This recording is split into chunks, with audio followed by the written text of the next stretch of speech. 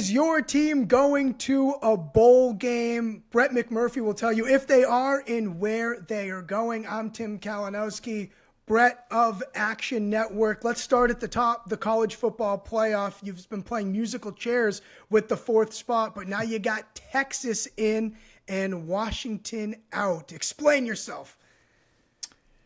Yeah, not real good timing with Texas, Tim. But I made the change for two reasons. I believe Texas wins out and they win a rematch against Oklahoma in the Big 12 title game. That puts them at 12-1, Big 12 champs.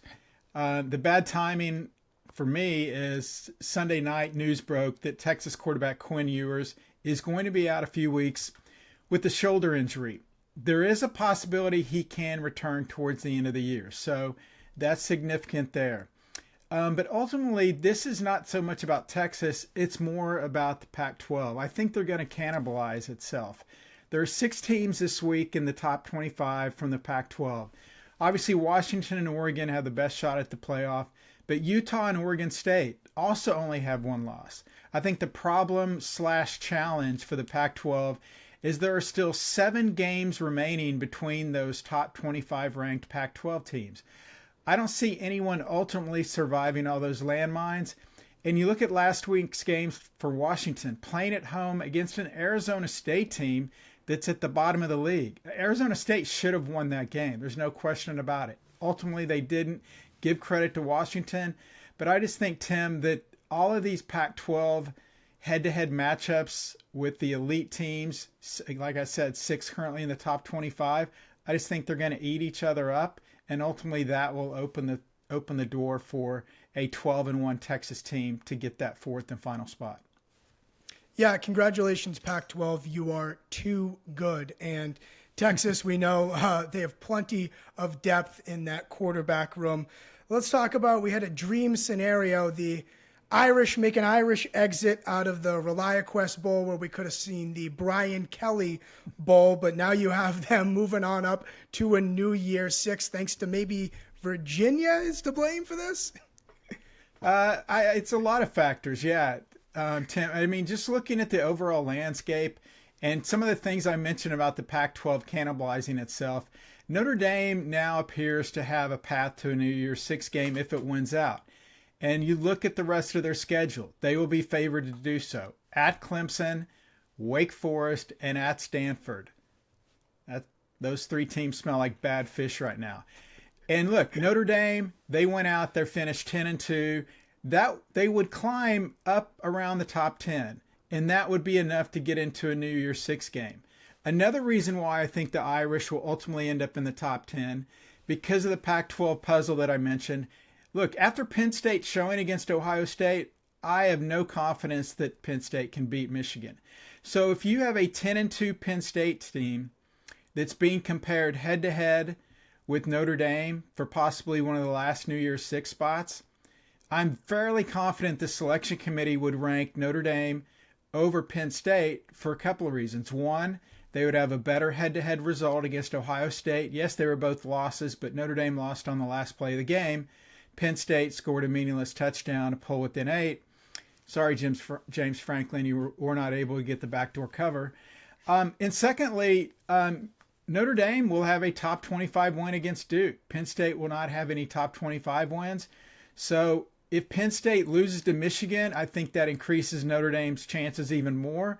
But even if Penn State could win that game, I still think Notre Dame at 10-2, with kind of all the chaos that I expect to happen in this last month and a half, Notre Dame gets up into around that top 10 ranking, and that gets them in a New Year's Six game. Currently, I have them projected in the Peach Bowl against Oklahoma. Notre Dame could basically end up in the Peach, the Cotton, or the Fiesta. The Orange Bowl also is a possibility, but very unlikely. So if you're a Notre Dame fan, good news is you're going to a New Year's Six game. Bad news is, if you know Notre Dame's history, they do not win New Year's Six bowls or New Year's Day bowls for that matter. So kind of a good news, bad news scenario for the Irish. Brett, all you had to say was the tiebreaker for Penn State and Notre Dame was, do they let the quarterback throw the ball? And should that be on our television sets around New Year's? Yeah, I would choose Notre Dame in that scenario. How about James Madison, you kind of said, hey, they're going to find a way to get in. They're not bowl eligible. I thought that was pretty crazy last week, but now that you're telling me there's another team that could do the same. This is like when mob guys go to prison. They don't go to prison like everybody else. You say they're ineligible, all of a sudden now you got two in here. What the hell is going on? Yeah, it is a little confusing. I like the mob reference too. Jacksonville State, like James Madison, is in its second year transitioning from the FCS ranks to the FBS. So what does that mean? It means those schools are ineligible to play for a bowl game during that transition. But it's sort of like the initiation process. So Tim, I know you're a young guy, but have you seen Animal House? I have seen Animal House, Brett. I'm very impressed with that. Okay, so you can appreciate that. So like Animal House's initiation process, there is an initiation process for schools making the leap from FCS to FBS. So technically Jacksonville State and James Madison are ineligible for a bowl this season, but there is still a backdoor way to get into a bowl. If there are not enough teams with 6 wins, then Jacksonville State and James Madison could fill any openings. Both Jacksonville State and James Madison already have reached the 6-win mark. Heck, James Madison may go 12-0. So this week I'm only projecting 78 teams will get to 6 wins. There are 82 bowl spots.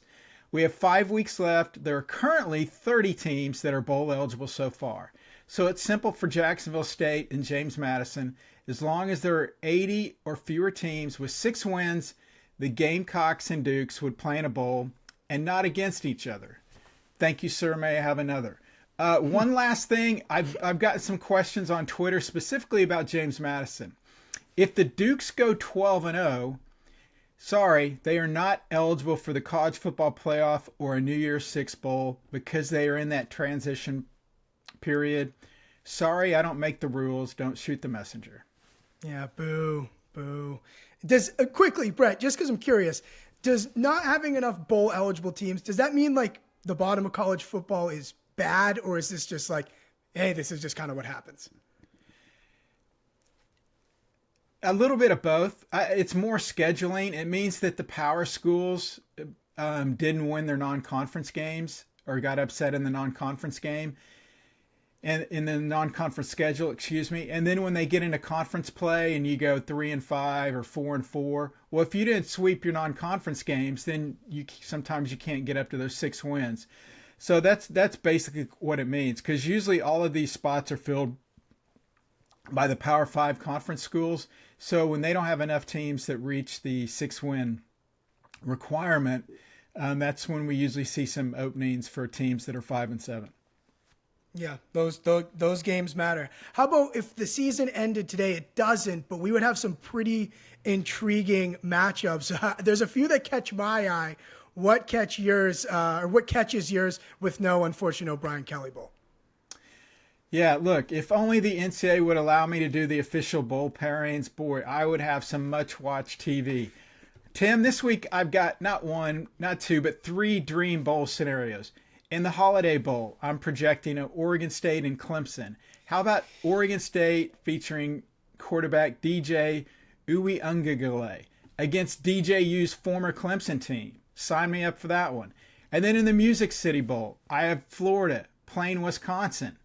Florida quarterback Graham Mertz facing off against his former Badgers team. Yeah, I'd watch that. But the third one is perhaps the most intriguing projection. Auburn and UCF in the Gasparilla Bowl. Gus Malzahn coaches UCF against the school that fired him. Yes, I would probably drive down the street and go to that game. And yeah, I've already got text messages this morning from UCF folks telling me how much they would love this game and where can they buy the tickets. Yeah, that'd be one of those ones where, you're getting your all-out effort from UCF there, and we've seen what they can do to SEC teams in bowl games. Let's close it out, Brett. Next week, any intriguing matchups that would have some bowl implications? We have a number of good ones, but I don't know. I ask for you. What's going to move the needle here? Yeah, Tim, I'm afraid it doesn't look like there's much out there. There are only 2 top 25 matchup this weekend. Of course, one involves a couple of Pac-12 teams. But of course, whenever we expect a quiet week, that's usually when chaos ensues. As I mentioned previously, we've got 5 weeks remaining, and only 30 teams have reached the magic 6-win number. But something to set your calendars for if you're into this sort of thing.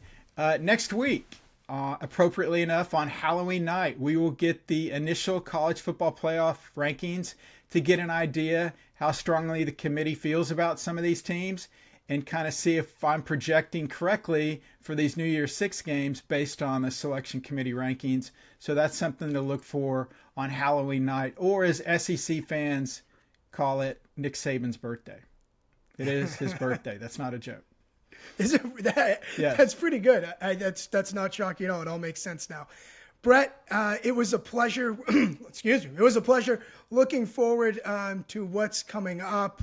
I guess whatever game is on the CW, start circling that for your bowl projections. Something crazy seems to happen over there. I'm Tim Kalinowski, joined by Brett McMurphy. That is his bowl. Those are his bowl projections following Week 8 in college football. Thank you, Brett.